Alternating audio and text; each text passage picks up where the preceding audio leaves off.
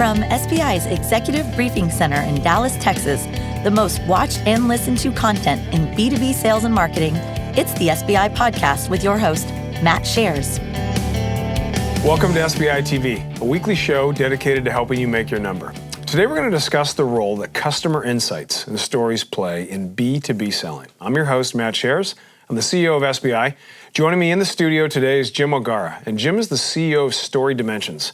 And Jim's firm is a sales enablement technology company that captures, develops, and delivers real customer insights and stories, and they do it at scale. That's the key thing. So stories that B2B sales professionals can use to establish credibility, earn trust, and ultimately close more business. So first off, Jim, welcome to the show. Thanks welcome to the studio. Me. Yeah, Appreciate great to see you. So for those that don't know, maybe if you could introduce yourself, introduce your firm, that would be great. Yeah, happy to. I'm Jim O'Gara. I'm the CEO at StoryDimensions. And StoryDimensions, as you mentioned, is a SaaS sales enablement company. And really what we're focused on is closing a gap that's been basically growing in the B2B world between buyers and sellers, okay? And so what is that gap? Well, the reality is the buyer conversations are shifting. And buyers today really want to know what their peers are doing. Or in other words, what a sales rep's customers are doing. The decisions they're making, the experiences and journeys that they're undertaking, and ultimately the challenges and the successes that they're achieving. So the reality, though, is most B2B salespeople aren't armed with the ammunition, if you will, that they need to have that level of conversation with a buyer. And so what we've done is we're kind of on a mission to close that gap and enable salespeople to rapidly access the insights and stories about their real customers so they can create those meaningful connections with buyers and ultimately close more deals. All right, very good. So if you're watching or listening out there and you want to make sure you catch all of the SBI shows, if you want to access our content library, if you're an iPhone user, you can just download the SBI app, go to the Apple Store, search for Sales Benchmark Index, and then you can use your iPhone, get the notifications to bring you this content, whether you're traveling, doing a workout, or on your commute. So let's jump into the questions. And in this segment, Jim and I are going to talk a little bit about the role that stories play in the sales process and how specifically they influence buying decisions. So, Jim, all kinds of work written and content written on managing the buying process and managing that whole end-to-end cycle. So I guess let's start at 10,000 feet. Talk to us a little bit about, from your vantage point, the role that stories play as it relates to influencing buying decisions. Sure. I mean, there's a ton of research out there about the fact that stories do actually make a difference in the buying process. And I'll point to a couple statistics for the audience. So Influitive did some research, and what they found was upwards of 90% of B2B buying decisions are influenced to one degree or another based on what peers say or think about a vendor or a solution, right? Makes sense. Another statistic that's interesting is when Forrester asked executive B2B buyers what they value most from sales conversations and what helps them make better purchasing decisions, 71% said real customer examples and stories. So there's a ton of statistics out there that support this fact. But I think the bigger question is why? Why do stories matter? And, specifically customer stories. And the reality is they matter because, believe it or not, B2B buyers are humans. They actually think and behave just like all of us, which means we use both rational and logical thought as well as emotion in our decision-making process. So if I'm watching the show and most of our viewers are CEOs, heads of sales, heads of marketing, upper leaders in organizations and heads of sales ops and enablement. So the next question I'm asking is, hey, Jim, do the stories actually allow and cause reps to sell more? So is there evidence, and why, other than the basic of rational and emotional, which I totally get and everybody would understand, have you seen that have an impact? And maybe can you share a story of where you've seen it work and how you've seen it work? Absolutely. Well, I think I'll go back to evidence, right? You asked the question, is there evidence that they make a difference?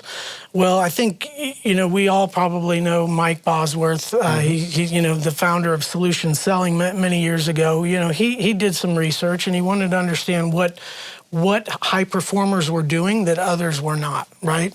And the research, showed that 20% of your reps are generating upwards of 80% of your revenue. I think you guys put out some numbers similar to that. I think it was 13% are generating 87% of your revenue. But the question is then, what are those top 20% doing differently? And Mike did some additional discovery, and what he found was that they are connecting emotionally with their buyers. Yep. They're establishing a degree of trust before they get into why their product or service or solution may be better. So, and many of those are using stories to do that. Yeah. And so there is evidence that it does move the needle, and that those that perform better achieve a higher percentage of their quota quarter over quarter. Yep. Use stories. So, last question in this segment. Most people would say, well, if I have case studies and I use a case study and I just tell it, that's a story. True or false? False. Okay. Okay, and I think that's probably one of the biggest misnomers out there, is that a case study is equivalent to a story. So let's talk about what a story is, right? A story is about people, okay? And most case studies, if you look at them, they're really company to company. Okay, they're entity-to-entity stories, if you will, and that's a stretch. Great point. So, this is what Microsoft did for 7-Eleven, okay? Yep. But when you're selling, you're dealing with a human, okay? Yep. And you want to connect with them on a personal level. And so stories bring that human element to life. So that's one way. The other way is that stories are short and engaging, okay? Most case studies are 3-4 pages long, okay? They're written in corporate communications, Marcom kind of speak, right? Sure. Stories are personal. They humanize conversations. So that's another way that they're different. And then I would say the third way that stories are different, they're about somebody else, okay? Again, case studies are mostly about what the company did and the product and how it solved a problem. Mm-hmm. But stories are about someone else and their journey and their experience. So a customer story puts the customer at the center. And case studies still today, the majority, focus too much on the company. Very good. All right, so in this segment, Jim and I are going to focus on the need to provide sellers with insights so that when they're developing these stories, they connect with buyers in meaningful ways. So more specifically, think about this as stories that inspire interest, engagement, and commitment. So, Jim, based on that, when you think about the insights that a customer story needs to have to be effective in your mind and what you've seen, because you've been doing this for a while, what does that look like? Well, I think define effective. And to me, effective means it's meaningful to your buyer, right? Yep. So for it to be meaningful, it has to be relevant. And so at StoryDimensions, we look at it from multiple dimensions, if you will, of relevancy. And the first three relevant factors of a story are what I'll call table stakes, okay? For you to make a connection with the buyer, your story has to pertain to them personally, their role, okay? So the story should come from one of their peers.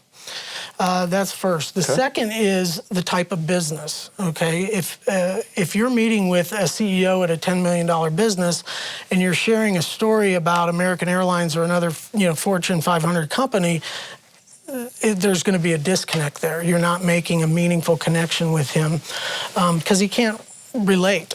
Yeah. The other is kind of table stakes. The last one is industry. A lot of business owners, leaders believe there are nuances and unique attributes to their industry. And so they want to know that whoever this story is about, they kind of live and breathe in the same world. Okay. So those are the first three. I guess the two that really matter the most is, are you sharing a story that connects with that buyer where they are today and more importantly, where they want to be or desire to be. And that's the reason you're having the conversation. They're not happy with status quo. They want to and aspire to do more. So you've got to connect with them on the challenge that they face, something similar, something relevant, and also their vision for success. So that'd be another one. So what challenges do salespeople typically encounter when they're trying to activate stories? Well, I think it comes down to what we see is three things: accessibility to the stories. The second is probably format. Making it easy for them to activate the stories. And then the third is back to relevance. You know, can I find a story that's even going to be relevant to the sales opportunity I'm pursuing? So accessibility is all about delivering customer insights and stories to your sellers in daily sales activities, serving it up to them in a way that they can easily activate. In most companies, case studies are housed out on a server somewhere or up on the website. They've got to dig through them, figure out which one might be applicable. They're not accessible. They're not readily accessible in sales activities. The second piece that I touched on was format. Right? And we talked a little bit about that, but you know, salespeople don't need a novel. They need a 30-second story for a phone conversation. They need a 2-minute story for the meeting they've got this afternoon. And the reality is, most companies aren't serving stories up to salespeople in those formats. And then we talked about the last one, which is can I find a story that's relevant to my specific sales opportunity? Okay, very helpful. All right, so as Jim and I roll into our next segment, we're going to talk about this whole concept of equipping sellers with insights, and we're going to do it through the lens of leaders. So what are the sales leaders, the sales enablement folks, marketing teams, what must they do differently to equip the salespeople with the stories that are actually going to use and they're going to have a positive impact? So, Jim, where do you see companies, I guess, embracing this and doing it well, and where do you see them falling down and skinning their knee?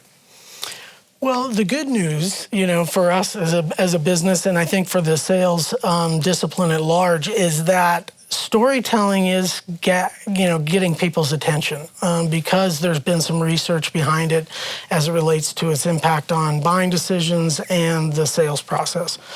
I guess the bad news side of that is what's happening, what we're seeing a lot of is sales leaders sending their sales reps out to storytelling, training, and education classes.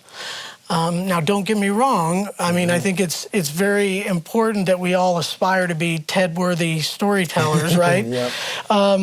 But we can't get the cart before the horse. You know, just like an actor's no good without their lines, a great storyteller is no good without any source material. So they're forgetting the most important part. Are we serving up real insights and stories that our storytellers can use? The other piece I think is something we've seen folks stumble with is putting the onus for capturing and gathering and writing the stories on the sales reps. And while every sales rep's got their go-to 2 to 3 stories that they use, their job isn't to be script writers or story writers. They don't have the time, and that's not what you're paying them to do. So they've got to find a way to allocate some resources or partner to get those stories packaged and delivered on a consistent basis. Got it. Okay.